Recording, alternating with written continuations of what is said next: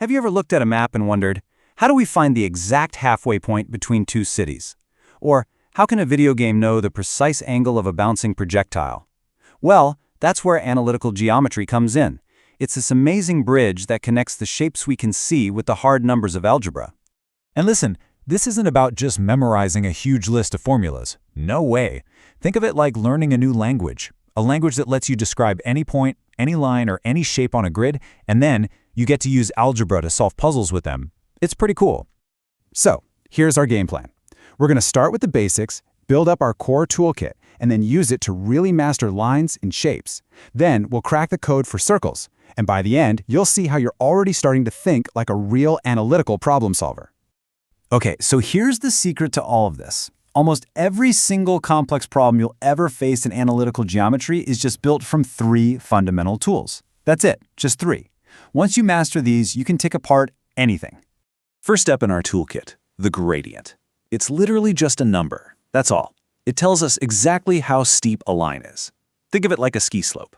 A big number? That's a super steep slope. A negative number means you're going downhill. And a gradient of 0? Well, that's just a perfectly flat surface. So how do we find it?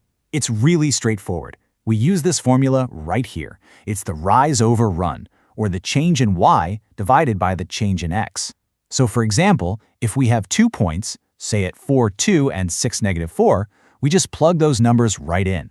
That's 2 minus negative 4 divided by 4 minus 6, which gives us 6 divided by negative 2, and there it is. Our gradient is negative 3. All right, tool number 2, the midpoint. This is your go-to whenever you need to find the absolute dead center of any line segment. Super useful. And you know what? The formula for this is incredibly simple. You just find the average of the x values, and then you find the average of the y values. So if we need the midpoint between negative 2, negative 3, and 6, negative 4, we just do negative 2 plus 6 divided by 2, which is 2. Then negative 3 plus negative 4 divided by 2, which is negative 3.5. Boom! Our midpoint is right at 2, negative 3.5. And our final core tool is the distance formula. Now, this is basically just Pythagoras' theorem wearing a clever disguise. It's what lets us measure the exact length of any straight line, no matter where it is on the coordinate plane. Okay, I know, the formula might look a little intimidating at first, but I promise you, the process is simple. You find the horizontal gap between the points and square it. Find the vertical gap, square that.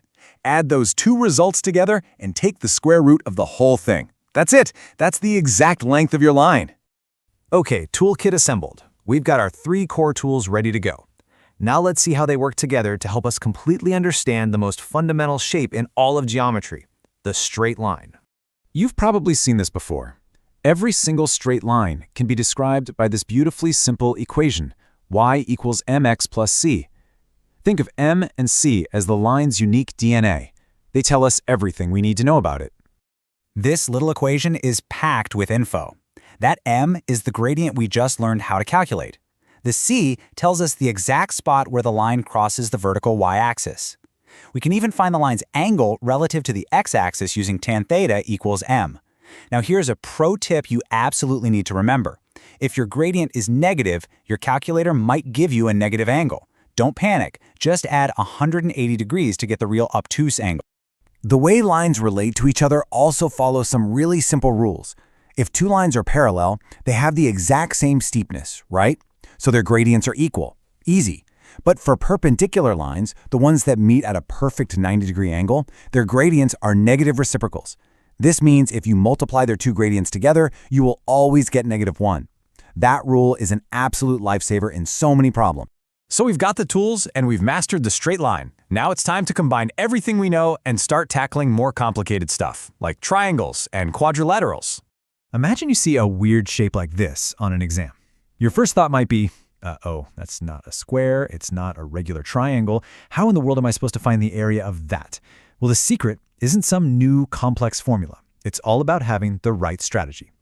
You deconstruct it. You take that big, scary-looking shape and you break it down into simple, manageable pieces that you already know how to solve, like a triangle and a trapezium in this case. Then you just use your toolkit to find their dimensions, calculate their areas one by one, and add them up. That's it. Okay, what about this classic problem? You need to find an angle that's trapped inside a triangle, not connected to any of the main axes. How do you do it? Well, again, it's not about finding a new formula in your textbook. It's about using the tools we already have in a really clever way. Here's the play-by-play.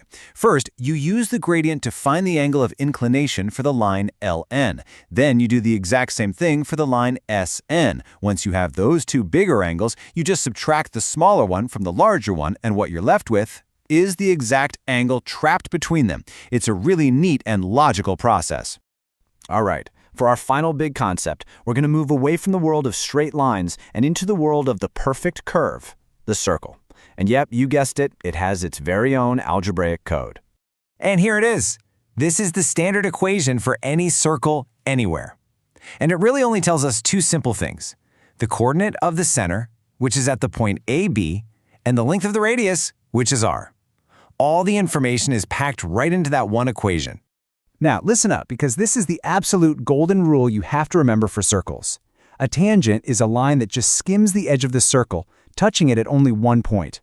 And at that exact point of contact, the radius is always perpendicular to the tangent. That means they meet at a perfect 90-degree angle. This one fact is the key to solving a huge number of circle problems. Don't forget it. So we've covered a ton of ground, right? But what's more important than any single formula we've looked at is the shift in how you see problems. You've actually learned a whole new way to think. Remember this, because that's what analytical geometry really teaches us. Even the most intimidating, complex-looking problems are actually just puzzles. And now you have the core tools to take those puzzles apart, piece by piece, and solve them with total confidence. So you've built this amazing toolkit for the flat, 2D world we live on in graphs. You're set. But what happens when we add a third dimension? Depth.